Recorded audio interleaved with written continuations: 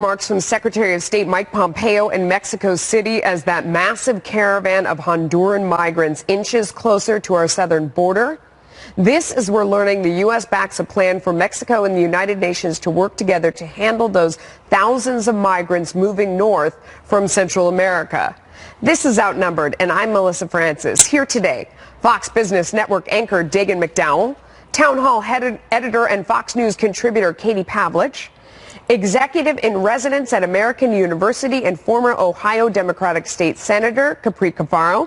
And joining us on the couch today, the executive vice president of the Trump Organization, Eric Trump. And he is outnumbered. You're always outnumbered when you're in Manhattan, aren't you? Yeah, I don't really feel outnumbered a little bit. Actually, honestly, we were just saying this before. There's tremendous amount of love in New York. There really is. Now, a lot of times it'll be whispered in your ear, but there is surprisingly a tremendous amount of love in the city. You know what? I find that when we're out as well, people come over and they say, you guys do a great job. We watch all the time. But they're usually whispering. So you're right about that. They don't want to be out in the open. Well, they did that when they went to the polls in Ohio. That's just not what happens. In Ohio, we don't have that problem. Right. There's no one whispering there. Terrific. Well, we have a lot to get to. Let's do it. Secretary of State Mike Pompeo is set to make remarks at any moment now in Mexico City as a massive caravan of migrants move towards the U.S.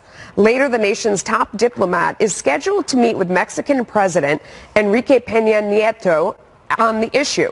This as the Mexican government announced yesterday it would seek to work with the United Nations to set up shelters and processing centers for refugees along its southern border, a plan the Trump administration says it supports.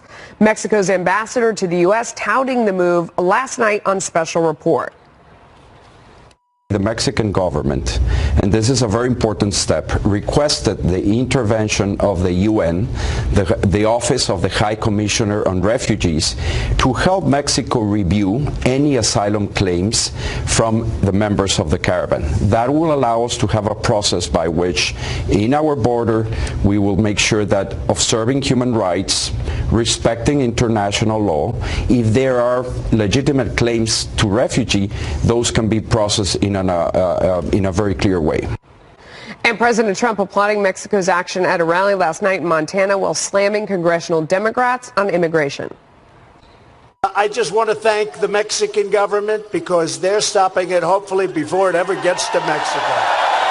As you know, I'm willing to send the military to defend our southern border if necessary. All caused because of the illegal immigration onslaught brought by the Democrats because they refuse to acknowledge or to change the laws. They like it. Eric, let me start with you. It is so logical that the UN would go down there and set up a place to process people, to look for, refugees, where they should go. Why wasn't this done before? Yeah, before they have to travel through an entire country, which is actually a fairly long country. But, isn't it a relief? Aside from sending the military to our border, aside from setting up the refugee camps on their border, meaning Mexico's southern border, which makes a lot of sense, isn't it a great relief that he also said, we're going to stop funding all the countries who aren't helping. We give hundreds and hundreds of billions of dollars of foreign aid every year to countries around the world, right? Obama gave $150 billion to Iran, a country that absolutely hates our guts, and look what we get for it, right? We give so much foreign aid to countries all around the world. We give, millions and millions of dollars to Guatemala and Honduras and all these countries.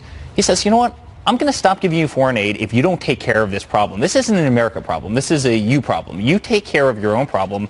Make sure that this doesn't show up on our southern border. And people would say that's heartless. It's not heartless. It's not heartless at all. You have to protect the country. You have to protect the border.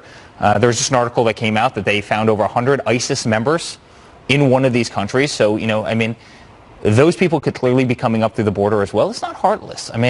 We have a country. You have to come into this country illegally. And guys, I'm the product of immigration. People always say you're anti-immigrant, you're anti-this. They've thrown that at us since 2016. My mom wasn't born in the United States. My father's current wife wasn't born in the U.S. But the difference is they came into this country legally. They got on the list. They did everything right. They learned the language. They assimilated. They took the test. They did everything that you need to do. You can't just have 4,000 people walk into a country. And those countries need to control their own populations. Well, we found out that there's a new study done by a Yale MIT researcher that estimates there are 22 million illegal immigrants in this country, which is roughly double what the stated number is. But I think that what is going on with Mexico and working with the United Nations, again, it takes it whacks at that kind of narrative from the deranged liberal left that President Trump hates Mexico, and it speaks to what has been going on with Mexico. We've increased the credit line available to Mexico, upping it to $9 billion, and what happened with the renegotiation of NAFTA. The first portion of that is going to lift workers in that country. It's going to lift wages for auto workers in Mexico, and that piece got done before even Canada. So what is happening with our southern neighbor is pretty incredible in terms of how this relationship we have. And it's not the narrative that the Democrats want. I mean, the Democrats ran on this, notion that, Trump, you're anti-Hispanic, you're anti-this, you're anti-that. Racist. And racist and everything else. Any word that you could throw out there, they ran on it.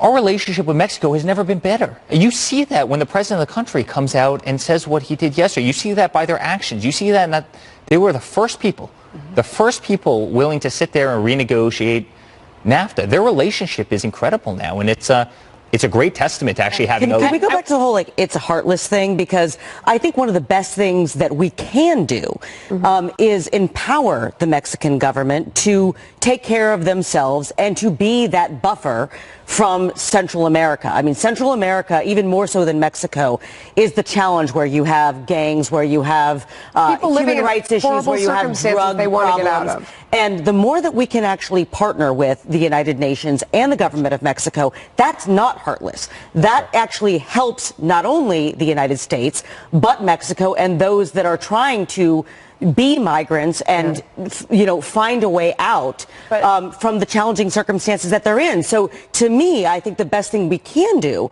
for ourselves and for those individuals is to work with the Mexican government and the United Nations to find a way to protect those individuals and give them a safe harbor before they make their way here. But you also have to take into account that you have to turn the faucet off in these countries, because what is heartless is sending your child alone through Mexico to be paired up with a smuggler or someone who's claiming to be their parent. But you have to answer the question why they do that. There have been multiple cases and multiple stories since the whole outrage over the child minor crisis showing that the parent of the little girl or the little boy that was brought from Honduras or Guatemala was being sexually abused and molested by the parent who had no DNA connection to the kid.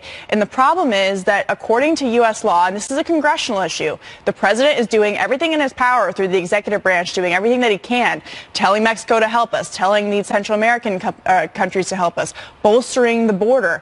Congress right now allows essentially for Central Americans who come to America with a child to get free rein and to come into the country. Our immigration laws do not apply to Central Americans who cross the border or claim asylum with children as a result of the way that the law is written right now. And so it's up to Congress, which the president's been pointing out, and Democrats to decide, do you want children to be abused as they're coming up as migrants through this process? And by the way, why is it that Mexican citizens are subject to different laws than citizens of Central American countries? Well, I just want to ask Eric, because you brought up a great point about our relationship with Mexico economically. And I have to think that there was some connection. People don't see the connection between the tariffs and the trade wars and the idea that we're trying to renegotiate trade deals and then these other issues. I mean, I have to think that embedded somewhere in the USMCA was also conversation about how are we going to deal with this other issue. What's your perspective? I mean, are those talks intermingled? And probably overall relationship, meaning people actually sitting down,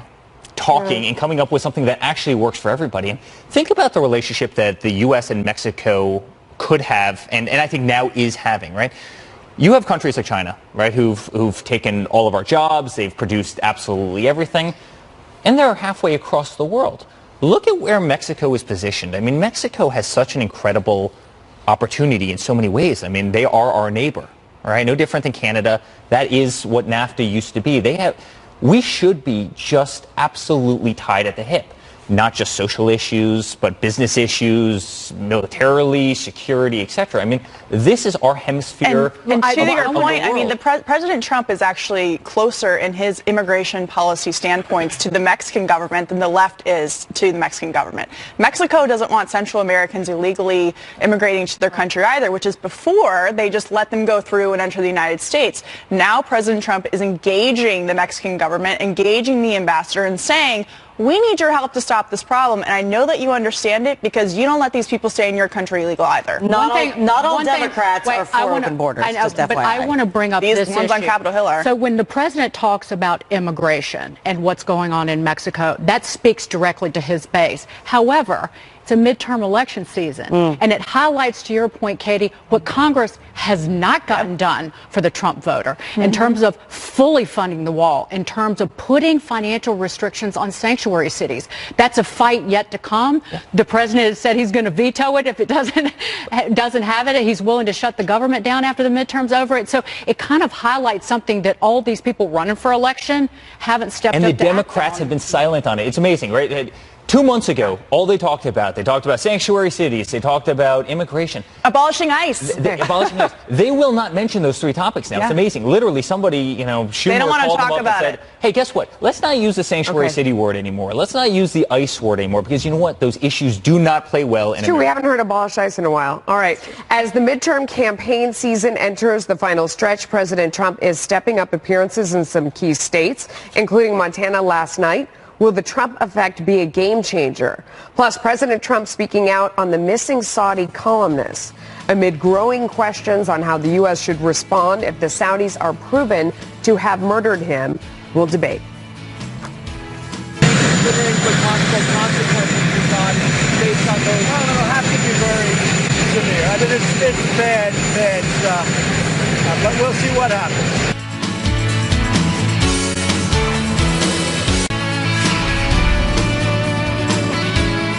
President Trump saying that the U.S. is waiting on the results of Saudi and Turkish investigations before responding to the disappearance of a Saudi columnist.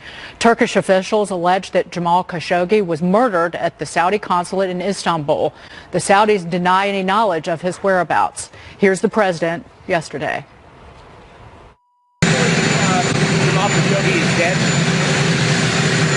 It certainly looks that way to me. It's very sad. It certainly looks that way. Considering the possible consequences for Saudi based on those, it'll have to be very severe. I mean, it's bad stuff, but we'll see what happens. Secretary of State Mike Pompeo denying an ABC News report that Turkish officials provided him with audio and a transcript of the killing. Meantime, GOP Senator Bob Corker accusing the White House of not sharing intelligence about the incident, telling Politico this, quote, "This is going to come to a head in a very short amount of time. There has been a clampdown on any further intelligence updates to senators. It can't go on that long. They need to come out and share their views of what happened and share it with us." But a White House spokesman denying to Politico that they are withholding intelligence updates to Congress. Eric, what are next steps here? Listen, I think it's tough, right? You can't have journalists getting murdered. And the way they did it was obviously savage and awful, and you had 15 people go through, and I mean, God knows what actually happened in that room, but whatever happened was clearly awful. At the same time, I mean, I think we have to be honest with ourselves that, as America, we face a little bit of a problem in that we don't have all that many friends in the Middle East, right? You've got real problems in the Middle East, and Saudi Arabia has actually been a friend to the U.S. in many ways, right? They're ordering from us massive orders, hundreds of billions of dollars worth of arms and various things, which will create tens and tens of thousands of jobs. And so you cannot be executing journalists or anybody else, right? It doesn't matter, journalist or not, you can't be doing that. It's behavior that is savage and everything else.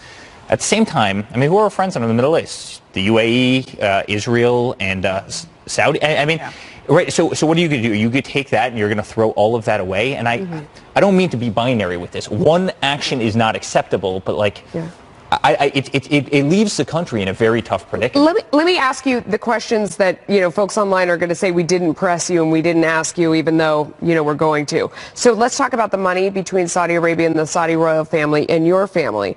The Saudi government bought it. Well, let's just go through it. Let's just go through it.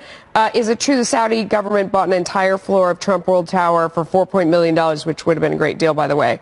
Trump true? World Tower, 20 years ago, maybe, when we built that building. But no, Trump we sold a yacht to a Saudi prince for $20 million. in the mid-1980s. Okay. Revenue from room rentals at the Trump International Hotel in Manhattan went up 13% in the first 3 months of 2018, due in large part to the Saudi Crown Prince. To compression, because the Saudi Crown Prince stayed at the Plaza Hotel. He stayed at the Plaza. He stayed at the Plaza Hotel. He didn't stay at our building, but what happens is when they take over an entire hotel, and there's 4 hotels in Midtown Manhattan, then it creates extra demand in the market. So, right, when an American goes stays at your property, it costs a little bit more. We have zero relationship with Saudi Arabia. We have zero. We have no holdings in Saudi. We don't know anybody in Saudi. We have zero relationships. We have zero. Are they invested in you here in the U.S. in the Trump company? We have zero financial relationships with Saudi Arabia, and it's a narrative. You know, the Democrats, they like to throw out around letters, right? I mean, every 3 seconds we get a letter from Elijah Cummings about something. You know, we want to know the deep financial ties you have to Saudi Arabia. I'm reading this letter at my desk. I'm saying, we don't have any financial ties with Saudi Arabia. We have nothing to do with Saudi Arabia. And by the way, 4 days before I actually get a copy of the letter, CNN has it, the Washington Post has it. Yeah. I mean, this is the evil game that they play. I mean, I want to raise this, though. Here's another narrative that's developing on other news channels, linking Khashoggi's murder to the president's rhetoric about journalism and fake news. They're trying to link the two. They're very careful about the language they use, but essentially laying responsibility on the president's shoulders. Isn't that amazing, especially this week when you had Eric Holder come out and say, you know what?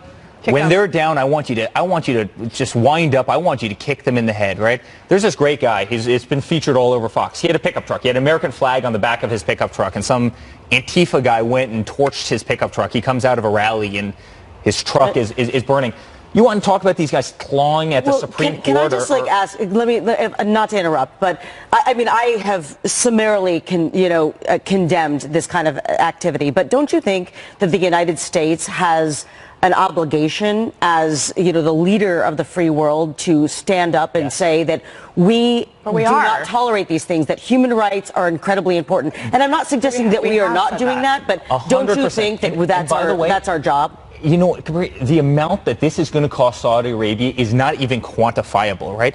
In what sense? You have every single CEO of these major banks who are going to go over there. They won't go, right? This has been, in the history, in the last this sets a country back 5 years, right? I mean, you're executing potentially journalists. This sets them back years and years, and this is a major blight. You don't think if the royal family of Saudi Arabia could rewind the clock? Yeah, and this is the thing, is, we can get into all with all due respect, the minutia about whether the Trump family is tied to Saudi Arabia, but the thing is even if you were, which you're not, it wouldn't change foreign policy when it comes to Saudi Arabia and the current situation in the Middle East. We are in a time when the Middle East has shifted significantly. New alliances are being made. Iran is an existential threat, and as we have said, it is horrific that Jamal Khashoggi was allegedly killed in the way that he was, but you're not going to completely destroy all of these new alliances and old alliances with Saudi Arabia when you're facing an existential threat of Iran with proxies in places like Lebanon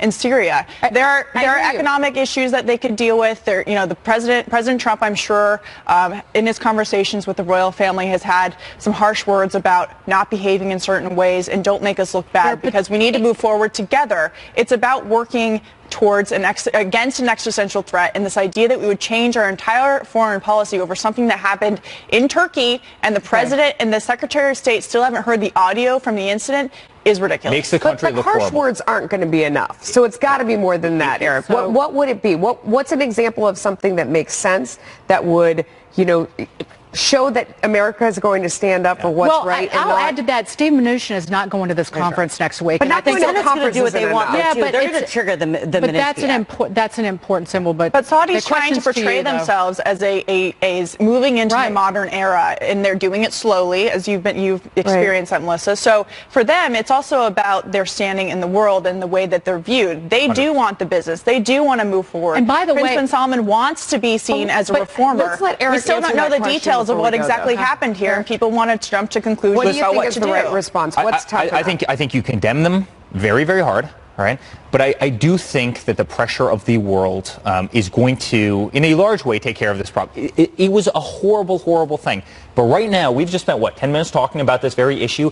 Everybody in America knows that Saudi possibly killed a journalist on their soil. This sets a country back. It costs the country billions and billions of dollars. This is something that's a blight on their reputation. It's something that will not soon be forgotten. And I think that's very, very powerful. What about individual sanctions against anybody identified under the Magnitsky Act as who might be responsible for that? I'm not in the administration. I'm a civilian in this whole process looking in. This is just this is the problem, right? I mean, you have a powerful ally in a very unstable part of the world where we have very few allies. And you have an atrocity. And the Trump administration can does it make the crown prince unfit, do you think? Listen, you don't know what happened. You still don't know what happened. If he ordered it, probably. I think anybody who's ordering the execution of a journalist would be defined as unfit. I just want to point out something really quickly. Because of the president's policies about rolling back regulations, this year we're going to be the #1 oil producer in this country. It's not about oil. Yeah. But in terms of bigger than Saudi Arabia and bigger than Russia, that gives us enormous power and security. When something like this happens with an ally or a foe in the Middle East, whether it's Iran or whether it's Saudi Arabia, it gives us enormous strength because we can act in America's best interest and reflecting America's values because we don't have to worry about an oil embargo. Can I just say that's what I meant though when I said it's not about oil. For once, it's not about oil because we have that to rely on. But when you say, Go ahead.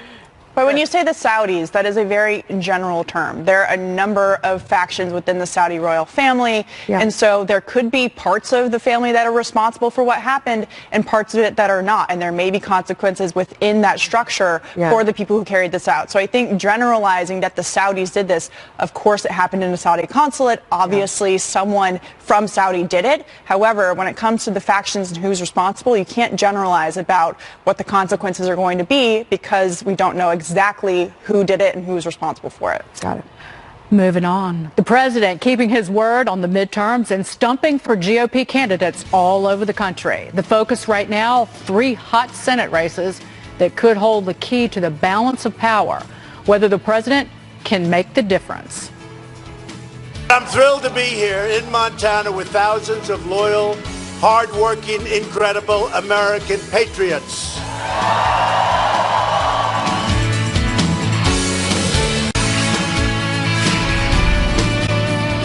But I'm thrilled to be here in Montana with thousands of loyal, hardworking, incredible American patriots. This is truly an incredible time for our country. The unemployment rate just fell to the lowest level in over 50 years. Here in Montana, household incomes have reached an all-time high. Think of that. Think of that. President Trump hitting the campaign trail hard for Republican candidates ahead of the midterms. Last night, the commander-in-chief rallied in Montana as part of an effort to unseat Democratic Senator Jon Tester, who currently holds a slim 3-point lead over his Republican challenger, Matt Rosendale, according to the Real Clear Politics average of polls in the state. The president, as usual, not holding back. If you want to drain the swamp, you must defeat the Democrats and you must defeat Senator Jon Tester. I mean, he's a super liberal. How do you, I know you people. I won by a fortune of votes, right? Like many, many, many votes. And I know you. You know me, I know you. How the hell did you ever elect that guy? How did you pull that off? And he's not stopping there. In just 3 days, President Trump will have traveled to 3 states that are crucial in determining which party holds the Senate in November. Tonight, the president heads to Arizona, where Republican Martha McSally is battling it out with Democrat Kyrsten Sinema. And tomorrow, he'll rally for GOP Senate candidate Dean Heller, who's in a tight race with Nevada with Democrat Jackie Rosen. On top of all of that, 10 Democratic senators are up for re-election in states that President Trump won in 2016. In several of those states, the president's approval rating is higher than it is nationally. What do you think it means for those races there to have the president show up? I think it bodes very well, and you see the crowds, right? You see the energy in those rooms. Have you ever seen a politician that's gotten that kind of energy in a midterm election? I mean, I go to some of these. I go to many of them, and you'll have 30,000 people with another 10,000 people outside watching on a jumbotron, and those are people that could just get the tickets, let alone the other people that wanted to go. They're going home. They're telling all their friends that they were just at the Trump rally. I mean, but these guys they're going crazy. They're laughing. They're having fun. They're cheering. I mean, the amount of patriotic spirit in that room is incredible, and that's what my father's done different than everybody else. I mean, he's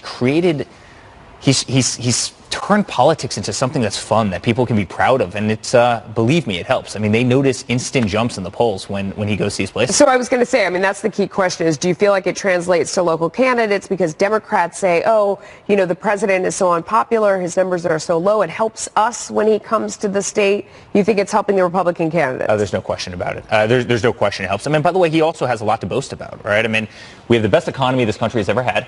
Mm-hmm. We have the fastest growing GDP, 4.2%. We have the lowest unemployment, right? We have 3.7% unemployment, lowest female unemployment, lowest Hispanic unemployment. 4% growth is a higher plateau, but it's not the fastest on record. We've grown faster in times during the 90s. Yeah.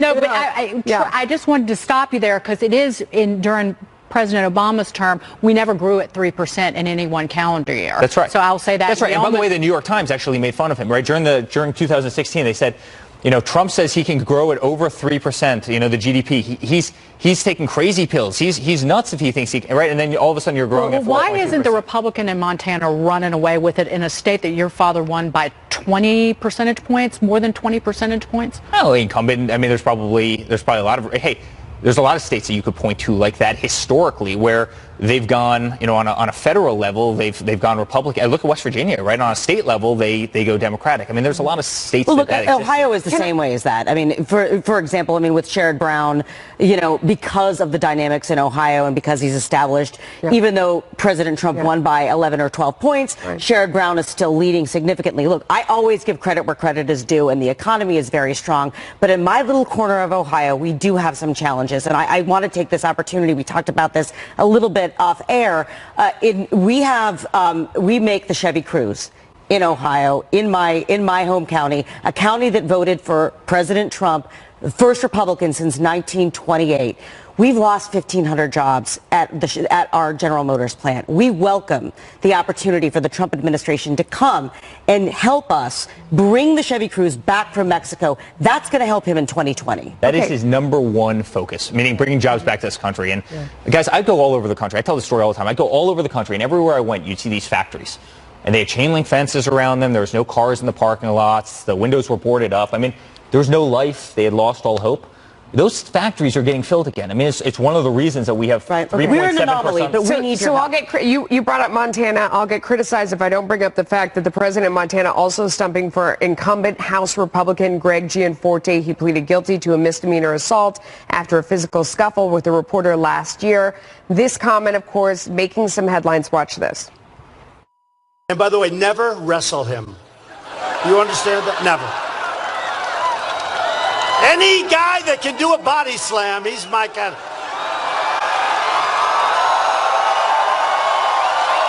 He's my guy. All right, so that was obviously related to an assault on a reporter. The White House Correspondents Association responding to the president with this statement saying, quote, all Americans should recoil from the president's praise for a violent assault on a reporter doing his constitutionally protected jobs. This amounts to the celebration of a crime by someone sworn to uphold our laws and an attack on the First Amendment by someone who has solemnly pledged to defend it. We should never shrug at the president cheerleading for a violent act targeting a free and independent news media. You knew they weren't going to pass it up. What do you say? He wasn't the guy who body slammed anybody. He can have fun. I mean, by the way, this is actually exactly why my father won, because so many people were so sick and tired of the little cage, the perfectly scripted politician who memorized their little soundbite, and they went out there and they had no crowds and they weren't any fun and they had no, charisma, they had no personality. Hey, to go out and say as a guy who's who is un-PC and probably won because he's un-PC. Hey, anybody who body slams somebody, he's my kind of guy, and joke about it, and the whole crowd's laughing. Like stop. So do you feel the same about Eric Holder saying, when they're down, we kick them? Is it the same thing, or is it hypocritical? No, the difference was Holder? Eric Holder wasn't laughing when he was saying that and kind of joking around, right? The demeanor was very different. He's saying when they're down, you go up and you kick them in the head. I think it actually is different. I think it is totally different. I think the way you actually convey a message resonates. Hey, my kind of guy. I like tough guys. I like, don't mess with him. He's a great guy. Now come up here and say a couple words. I think that's very different than... But I wonder if President Trump doesn't have the same problem that President Obama did, that there was a 40% drop-off between the presidential election years and the midterm election years in terms of the turnout. You have this incredible personality, but it helps send I know we got to go, but the difference is that Barack Obama did nothing for the Democratic Party. He left them to drown, dry up, and die, whereas President Trump has been on the campaign trail in multiple states and multiple cities. He wasn't popular, though. Many times during the week, and so the difference is the work that's being put in, and President Trump clearly cares about the party, unlike Barack Obama, who let his party to fend for themselves, so to speak. Another key figure tied to the anti-Trump dossier appearing on Capitol Hill to face questions from House lawmakers today. Nellie Orr, wife of DOJ official Bruce Orr, worked for Fusion GPS during the 2016 campaign as the DOJ faces new allegations of political bias in the run-up to the Russia probe. We'll debate.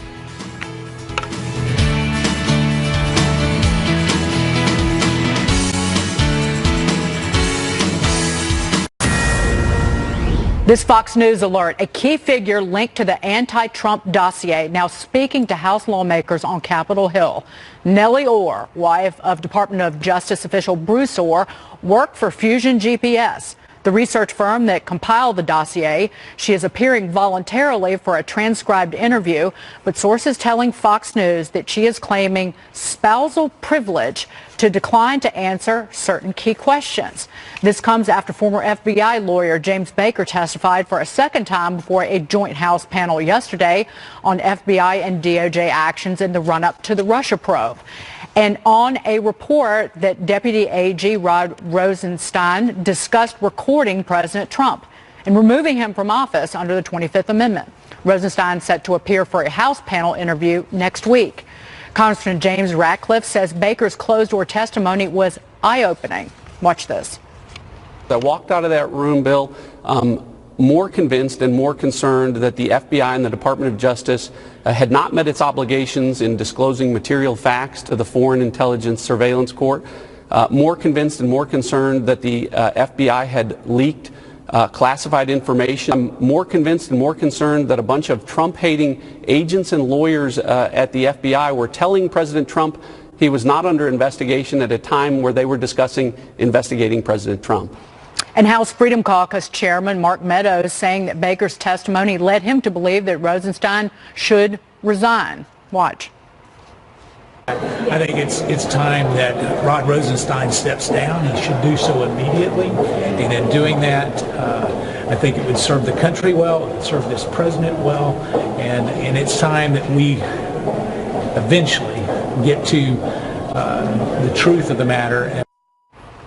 Well, Eric, the danger is, the issue is for many conservatives in this country, if the Democrats take the House, all this will end. We will never know what went on at the DOJ and the FBI and in terms of what was going on behind the scenes. In a lot of countries you have, little green men in camo with machine guns running into an office, and that's how they stage coups. In America, they just weaponize the system. And honestly, I never as a civilian would have ever guessed that this kind of stuff could have possibly happened in our country. And it's gross, it's disgusting, it's horrible. They use a phony document created by a guy's wife to go in to spy on a campaign, to try and undermine his entire presidency, to harass people, to destroy people's lives, to try and take people down because they weren't good enough to win this thing on their own, because they had a bad candidate who wasn't willing to go to Michigan and wasn't willing to go to Pennsylvania and wasn't willing to go all these states and campaign, didn't have a message. And so they turned to a phony document that was, it will go down as one of the great frauds in American history. I fully believe that. And you know what? It's cost so much money. It's wasted so much time. It's caused such distraction from, just real meaningful things that could be going on. You say phony, we say unverified dossier, but it does speak to the point. My issue is we still have to connect the dots on this. Yeah. And then you have Nellie Orr claiming spousal privilege on certain issues. Glenn Simpson, he testified at one point in front of some congressional members of Congress, but then pleading the fifth. Again, we've got just a matter of days before the midterm elections here. Well, and the issue comes down to how Barack Obama's Department of Justice repeatedly used it to weaponize politics against people who he didn't like. He saw Hillary Clinton losing, if she were to lose, they thought she was going to win, as a threat to his legacy, and it has been. The problem is that we don't know exactly how deep the connection went between the Department of Justice with Bruce Orr and an outside group, including the Clinton campaign and the DNC. So the DNC, the Democratic Party, was using a federal government agency, which is supposed to be neutral, especially in the Department of Justice, to go after campaign members and an opposition political campaign. If President Trump hadn't won, we would have never known about any of this. No one would be held accountable. And so the next question is accountability. We've seen Andrew McCabe. He's under investigation by the U.S. Attorney in Washington, D.C. He was fired. A number of other FBI officials have been fired and cleaned out. There needs to be more of that, and there needs to be more legal accountability. Nobody in the real world in America cares about any of this, to be honest. They care about accountability. They care about accountability, but they are more focused on the day-to-day kitchen table issues than this. Americans who are targeted by the IRS actually do care about this, because it can happen to Donald Trump. It can happen to you, too. It did happen. It did happen to other people. Everybody forgets about the IRS scandal, right? Where they're going after every single conservative. They can do it to you too. You don't have to be high profile. I mean, this happens all the time. How about Hillary getting the debate questions ahead of time? I mean, listen, you just go around the circle. And there's corruption at every. Well, you know what they do care about? 7.1 million job openings in this country, and that's 900,000 more than people who are out there looking for work. So they do care about that too. They were wild about Bernie just a couple of years ago, but now some of his 2016 alums may not be on board for a possible sequel. We'll tell you why, and we'll ask Eric which Democrat he thinks might take on President Trump in 2020. Oh, that's a good question. Lots to choose from. Not me.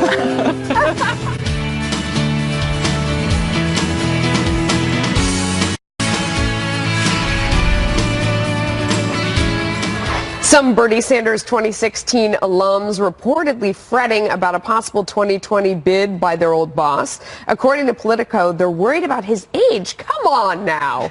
About needing a more diverse candidate to go up against President Trump, and about not being able to create the same magic this time around.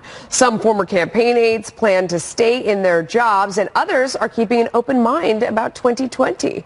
Among that group is fellow Democratic Socialist and congressional candidate Alexandria Ocasio-Cortez, a Bernie 2016 organizer who's campaigned with Sanders for progressive candidates. And when it comes to a 2020 challenger to President Trump, recent polling shows that Joe Biden is by far the top choice among Democrats. Sanders is a distant second. Eric, what do you think? Who would be your favorite candidate to run against the president? Who do you think has the best shot? Who would be your favorite? My favorite candidate is probably different than the person I think who would have the best shot. I would love Elizabeth Warren to run, because I think it'd be amazing comedy for 18 months. I think it'd be. I mean, what has happened over the last week with the whole DNA test and everything else? I mean, makes you shake your head. I mean, here she is writing Indian cookbooks and proclaiming herself to be Native American in law journals, and and then they find out that she's 1,024th Native American, and I mean. Maybe. Maybe. Maybe. Which is probably there's a chance. Which they say is less Native American than the average American, like any of us sitting on the couch right now. So who do you want to see, though? I mean, who do you think would be? Who would give him the toughest run, do you think? Who's the most competitive? I don't know. I mean, you see them apparently touting Biden, but at the same time, then all you have to do is talk about the Obama, economy, right? They had, at a certain point, they had 10+% unemployment. Is he responsible for that? Obama? Joe Biden. Well, I don't know. He was the vice president. He was certainly there, right? I mean, I think he was certainly part of the team. We had. Do you think he'd be the toughest? We had horrible health care. He was certainly part of the architecture of Obamacare, right? We had an economy that grew at the worst rate since the Great Depression, meaning that the recovery was the worst since the Great Depression. You had, I mean, every company left this country. It was overregulated. I mean, but here's the thing: Crazy Uncle Joe does connect with the blue collar D. He's from Scranton. He's scrappy. He tells it like it is, and so we don't have a lot of that. I mean, unfortunately, the Democrats don't have a huge farm team, so we're relying on somebody who's over 70. He's also vanilla. He doesn't have any personality. I mean, out of that group, yes. He threatened to take the president outside and bite him up. Yeah. Fight him. Excuse me. He was going to fight him. But by the way, I'll happily put money on that one. It does show with Elizabeth Warren going out and doing this infomercial about her DNA test. It shows that the president got in her head. Yeah. And it's just he is psyching her out. And you see this with a lot of these candidates. Well, Jim Messina was like, why do the Democrats step on themselves? Like, well, look at Hillary. And Hillary won't. I wrote down Hillary. Who would you like to see run against President Trump? Hillary. That's all I wrote down because they won't go away. Elizabeth Warren took the bait and buried herself. She's done. Joe Biden would be great against Trump in the general, but I'm not sure he can get through the primary with all the intersectionality and all of the requirements that you need to be as far left as possible. And we got rid of superdelegates. When you're running against Kamala Harris and Spartacus, Cory Booker, and you have this left-wing faction. We're about to run out of time. I got to say, who do you think would give him the closest race? I don't think, honestly, guys, I don't think anybody. I think he's going to win handedly. I mean this. Hey, that's not a dodge to your question. No. I think we're going to win handedly in 2020. I mean, I really, really do. There you go. You heard it right here. More Outnumbered.